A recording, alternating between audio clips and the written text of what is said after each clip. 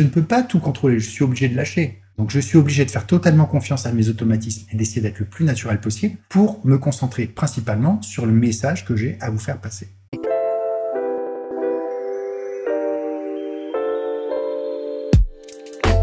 Bonjour à tous et bienvenue dans cette série de vidéos consacrée à l'attention et la concentration. Je suis Jean-Philippe Lachaud et aujourd'hui on va voir la question de la nécessité ou non de programmes pour se concentrer, ce que j'ai appelé des PIM. Donc dans les vidéos précédentes, j'ai indiqué que quand on aborde une tâche pour se mettre dans les meilleures conditions possibles pour la réussir, on va se concentrer et que pour se concentrer, on va utiliser un mode d'emploi en cernant bien la perception qu'on doit privilégier, son intention et la manière d'agir aussi qu'on doit favoriser. Donc ce que j'ai appelé PIM. Mais tout ça peut vous faire un peu peur parce que vous dites qu'après tout, ça fait bien des années que vous faites pas mal de choses qui demandent de se concentrer, vous avez jamais su tout ça. Et pourtant, vous l'avez fait très bien et vous avez survécu jusqu'ici. Donc question, c'est PIM, ça sert à quoi? Est-ce qu'on n'est pas en train de se compliquer la vie et de formaliser de façon excessivement ennuyeuse quelque chose qui est tout à fait naturel? Est-ce qu'il faut des PIM tout le temps? Est-ce qu'il faut réfléchir aux PIM? La réponse est évidemment non. Il y a plein de choses qu'on fait de façon parfaitement naturelle, qui n'ont pas besoin de concentration et où c'est même pas la peine de se poser la question de comment se concentrer dessus. Parce que de toute façon, il suffit juste de faire comme d'habitude et ça marche très bien. Il y a des choses qui en revanche sont plus compliquées. Alors,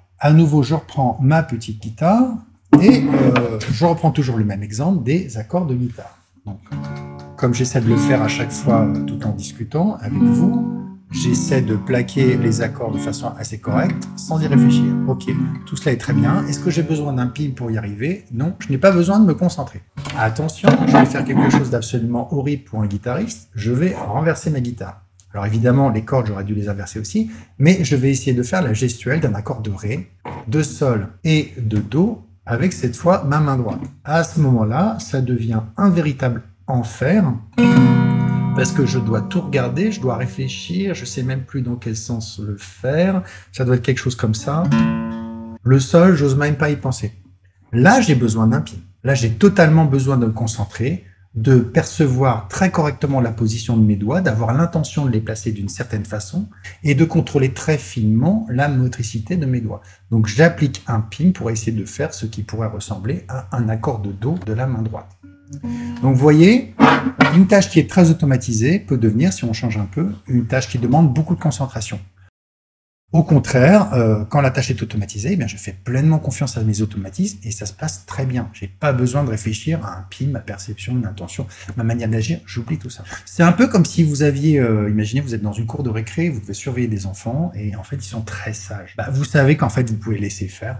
Les automatistes et les enfants, vous laissez faire, tout se passe bien, personne ne va se blesser. Si au contraire, la classe, les enfants sont particulièrement turbulents, là, il y a besoin de plus de contrôle et là, vous allez vraiment avoir un PIM. Vous allez faire attention aux enfants les uns par rapport aux autres. Est-ce qu'il y en a qui approchent de choses dangereuses? Votre manière d'agir, ça va être de les appeler, de les ramener à l'ordre, etc. Et l'intention, c'est qu'ils ne fassent pas trop de bêtises. Donc, selon la confiance que vous avez dans l'ordre naturel des choses, les automatismes, eh bien, vous allez appliquer ou non un PIM.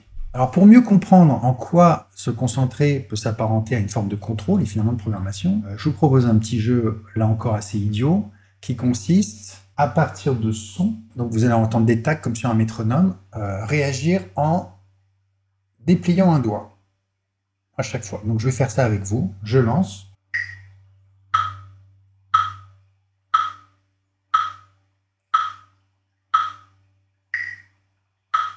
Je réaccélère. Stop, j'arrête là, je vais faire des bêtises. Pourquoi ce jeu ? Il a pour but de vous montrer, si vous l'avez fait aussi, que quand les choses vont lentement, on a le temps de choisir le doigt qu'on va déplier. Je choisis. Donc j'ai vraiment un contrôle sur ce qui va se dérouler, sur mon action. Dès l'instant où on va un petit peu plus vite, je n'ai plus cette possibilité de contrôle. C'est-à-dire que je n'ai pas le temps d'anticiper un mouvement et de le réaliser ensuite. En fait, ça se fait tout seul. Et ça, c'est très général. Quand on enchaîne les actions au-delà d'un certain rythme, typiquement 2, 3, 4 par seconde, alors on n'a plus de contrôle. On n'a plus qu'à laisser faire. Il faut espérer que les choses se passent bien. C'est ce qui se passe, par exemple, quand on regarde autour de soi, sans contrôler particulièrement son regard, eh bien les yeux se déplacent un peu tout seuls. Donc, quand on doit aller vite, on n'a pas de moyen de contrôler le choix de ses actions. Et pourtant, vous remarquerez qu'à aucun moment je n'ai été vulgaire. Les mains étaient placées exprès de cette façon-là pour que toute erreur puisse être fatale. jamais je n'ai déplié le majeur. Ce qui montre bien que j'avais quand même un certain contrôle sur mes mouvements. Et comment j'ai eu ce contrôle? Tout simplement, j'ai décidé à l'avance que je ne bougerais pas le majeur. Donc je me suis programmé, j'ai eu cette intention de ne pas bouger le majeur et je l'ai gardé tout du long. Donc j'ai formulé une intention et j'ai mémorisé cette intention pendant tout l'exercice. Si j'avais oublié cette intention, à un moment, fatalement, j'aurais fait le geste fatal.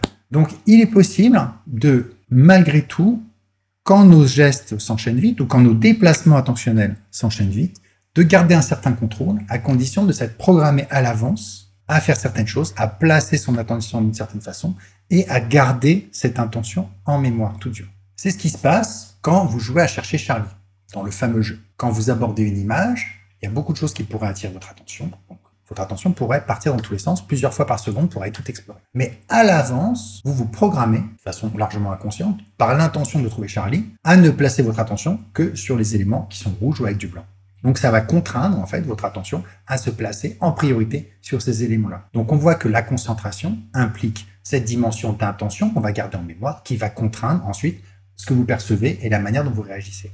Donc il y a toujours une programmation. Toute concentration demande une programmation. Donc se concentrer, c'est se programmer.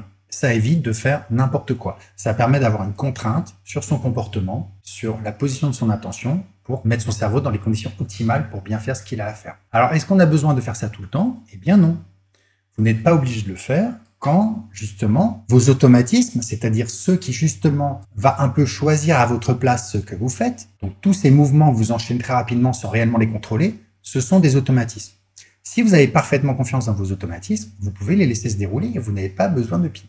Vous sortez un plat chaud du four, spontanément, vous allez faire attention à la distance entre vos mains et les plaques du four. Et spontanément, et vous allez aussi faire attention à bien délicatement manipuler le plat de façon à ne pas toucher les parois. Ça se fait de façon tout à fait spontanée par vos automatismes. Vous n'avez pas besoin spécifiquement de vous concentrer pour ça, sauf si vous êtes particulièrement fatigué ou stressé.